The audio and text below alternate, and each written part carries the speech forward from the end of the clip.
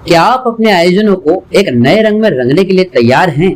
क्योंकि R K catering लेकर आया है ऐसा ऑफर जिसमें होगी आपकी बचत ही बचत। आरके केटरिंग खंडवा शहर वासियों के लिए birthday, kitty party, meetings, anniversary, engagement, baby shower और अन्य आयोजनों के लिए बैंक्वेट हॉल की व्यवस्था करता है, वो भी बिल्कुल मुफ्त। और यह तो बस शुरुआत है, क्योंकि हमने सोचा है आपके लिए कुछ और भी खास। तो क्यों ना आज ही हमसे संपर्क करें और जाने अपने ऑफर का सस्पेंस जो है सिर्फ आपके लिए। आरके केटरिंग एंड इवेंट्स, आपके हर आयोजन को यादगार बनाने के लिए आपका इवेंट साथी। देखिए, जैसा कि अभी एक कश्यप परिवार की जो बच्ची थी, इसने जो है कि 27 मई को दोपहर 12:30 से 1 बजे के बीच में जो है कि आत्महत्या कर ली। और आत्महत्या उसने जिस कारण की थी उसका एक उसने नोट भी जारी किया था, और उसके साथ में जिस लड़के के द्वारा उसको छेड़ा भी जाता था या उसको बार बार जो है प्रेम प्रसंग वगैरह को लेकर चिट्ठियां लिखना, कॉल्स करना या उसको मैसेजेस करना, ये जो तमाम चीजें जो शामिल है उसके अंदर जो किया जाता था, वो सारे सबूत और जो है उसकी कॉल रिकॉर्डिंग वगैरह ये है एकत्रित।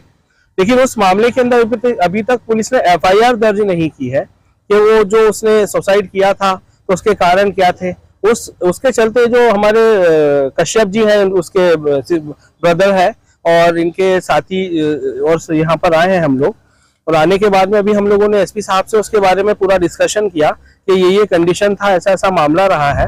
और लड़की के परिवार वालों के द्वारा भी बाद में जब ये मुद्दा काफी उठा तो उन लोगों द्वारा ये आश्वासन दे दिया गया कि चलो भाई अपन एक काम करते हैं, हम इसकी शादी करवा देंगे, हम लोग शादी वादी करा देंगे, आप मत चिंता करो, ऐसा मत करो, वैसा मत करो। तो शादी का झांसा भी दिया गया। लेकिन ये जो संदीप जाधव जो है, उसके परिवार वालों के द्वारा किसी प्रकार से लड़की से फिर बाद में कांटेक्ट करना बंद कर दिया गया। इस लड़के के द्वारा भी उससे कांटेक्ट बंद कर दिया गया, यहाँ तक कि उसको जिले के बाहर, क्षेत्र से बाहर पहुंचा दिया गया कहीं पर रहने के लिए। और उस लड़की ने मानसिक प्रताड़नाओं से तंग आकर उससे बार बार ये कांटेक्ट कर रही थी। लेकिन लड़का क्या है कि इसको उल्टी सीधी बातें बोलना, गालियां बकना, है ना, कि बस ले देकर उसको बड़ा वो करता था। तो ये तमाम चीजों के चलते उसने जो है ये इतना बड़ा कदम उठा लिया।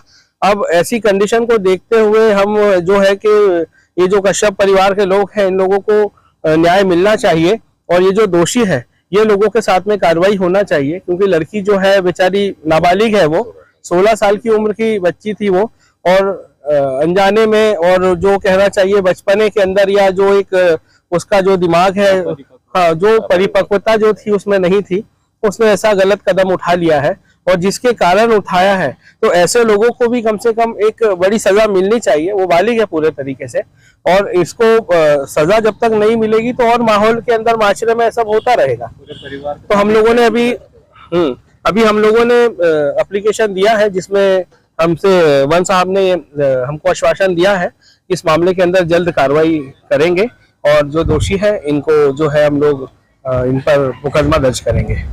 देखिए सर जी, हम आज यहाँ पे SP कार्यालय इसलिए आए क्योंकि 27 तारीख को थाना मोरगा बुजुर्ग में बुजुर्ग के अंतर्गत आने वाली घटना जो थी कि 27 तारीख को जो घटना घटी, आज 7 दिन हो गए। 7 दिन में अभी तक के इसके ऊपर कार्रवाई नहीं की गई, क्योंकि एक 16 साल की नाबालिग बच्ची ने वहां पे आत्महत्या कर ली और पुलिस उसकी तहकीकात भी नहीं करी। आज तक वहां की पुलिस ने, यहाँ तक पुलिस ने ना तो पंचनामा तैयार किया है, ना ही किसी आरोपियों के ऊपर कोई कार्रवाई की है।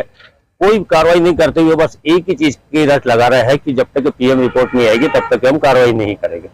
PM रिपोर्ट का इससे कोई संबंध नहीं है। PM रिपोर्ट आने के बाद या तो धाराएं बढ़ती है या कम होती है, धाराएं अधिकांश बढ़ती है, इसीलिए PM रिपोर्ट से मतलब नहीं है। लेकिन पहली प्राथमिकता ये होती है पुलिस वालों की कि सर्वप्रथम वो FIR दर्ज करे और आरोपियों को अपने कब्जे में ले, ताकि आरोपी सारा अपना गुनाह कबूल करे। क्योंकि मानसिक मौत की वजह क्या, लड़की को ऐसा कदम क्यों उठाया, क्या वजह क्या थी?